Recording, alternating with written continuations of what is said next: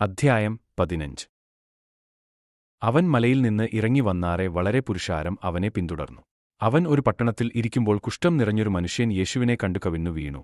കർത്താവേ, നിനക്ക് മനസ്സുണ്ടെങ്കിൽ എന്നെ ശുദ്ധമാക്കുവാൻ കഴിയും എന്ന് അവനോട് അപേക്ഷിച്ചു. യേശു മനസ്സിലിഞ്ഞു കൈ നീട്ടി അവനെ തൊട്ടു. മനസ്സുണ്ട്, ശുദ്ധമാക എന്നു പറഞ്ഞ ഉടനെ കുഷ്ഠം വിട്ടുമാറി അവന് ശുദ്ധി വന്നു. യേശു അവനെ അമർച്ചയായി ശാസിച്ചു.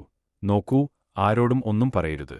എന്നാൽ ചെന്നു പുരോഹിതനു നിന്നെ തന്നെ കാണിച്ച് നിന്റെ ശുദ്ധീകരണത്തിനു വേണ്ടി മോശെ കൽപ്പിച്ചത് അവർക്കു സാക്ഷ്യത്തിനായി അർപ്പിക്ക എന്നു പറഞ്ഞ് അവനെ വിട്ടേച്ചു. അവനോ പുറപ്പെട്ടു വളരെ ഘോഷിപ്പാനും വസ്തുത പ്രസംഗിപ്പാനും തുടങ്ങി.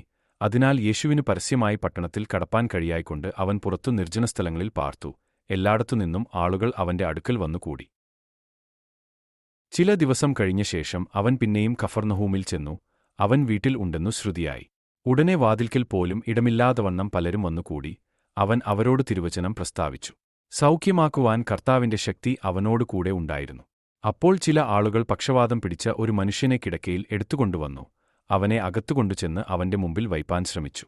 പുരുഷാരം ഹേതുവായി അവനെ അകത്തുകൊണ്ടു ചെല്ലുവാൻ വഴി കാണാഞ്ഞിട്ട് പുറമേൽ കയറി ഓടു നീക്കി അവനെ കിടക്കയോടെ നടുവിൽ യേശുവിന്റെ മുമ്പിൽ ഇറക്കിവച്ചു. യേശു അവരുടെ വിശ്വാസം കണ്ടു പക്ഷവാതക്കാരനോട്, മകനേ, ധൈര്യമായിരിക്ക, നിന്റെ പാപങ്ങൾ മോചിച്ചു തന്നിരിക്കുന്നു എന്നു പറഞ്ഞു. അവിടെ ചില ശാസ്ത്രിമാർ ഇരുന്നു. ഇവൻ ഇങ്ങനെ ദൈവദൂഷണം പറയുന്നത് എന്ത്?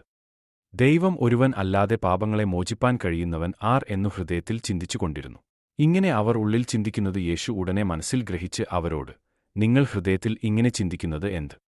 പക്ഷവാതക്കാരനോട് നിന്റെ പാപങ്ങൾ മോചിച്ചു തന്നിരിക്കുന്നു എന്നു പറയുന്നതോ, എഴുന്നേറ്റ് കിടക്ക, എടുത്തു നടക്ക എന്നു പറയുന്നതോ ഏതാകുന്നു എളുപ്പം എന്നു ചോദിച്ചു. എന്നാൽ ഭൂമിയിൽ പാപങ്ങളെ മോചിപ്പാൻ മനുഷ്യപുത്രൻ അധികാരം ഉണ്ട് എന്നു നിങ്ങൾ അറിയേണ്ടതിന് അവൻ പക്ഷവാതക്കാരനോട്, എഴുന്നേറ്റ് കിടക്ക, എടുത്തു വീട്ടിലേക്ക് പോക എന്നു ഞാൻ നിന്നോട് പറയുന്നു എന്നു പറഞ്ഞു. ഉടനെ അവൻ എഴുന്നേറ്റ് കിടക്ക എടുത്ത് എല്ലാവരും കാൺകെ പുറപ്പെട്ടു. അതുകൊണ്ട് എല്ലാവരും വിസ്മയിച്ചു. ഇങ്ങനെ ഒരുനാളും കണ്ടിട്ടില്ല എന്നു പറഞ്ഞു ദൈവത്തെ മഹത്വപ്പെടുത്തി.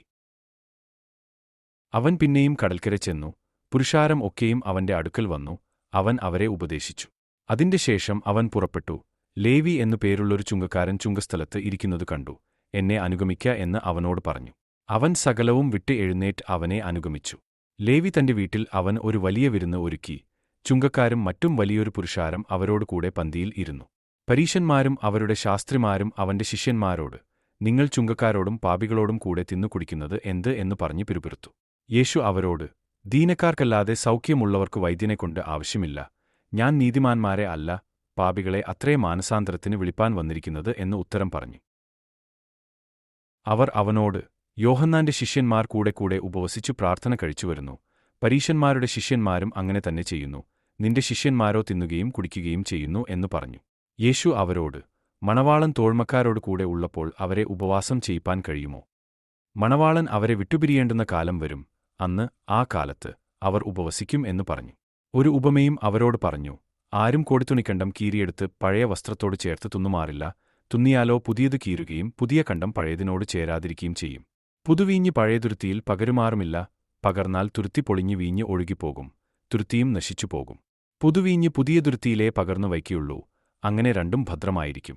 പിന്നെ പഴയത് കുടിച്ചിട്ട് ആരും പുതിയത് ഉടനെ ആഗ്രഹിക്കുന്നില്ല. പഴയത് ഏറെ നല്ലത് എന്നു പറയും.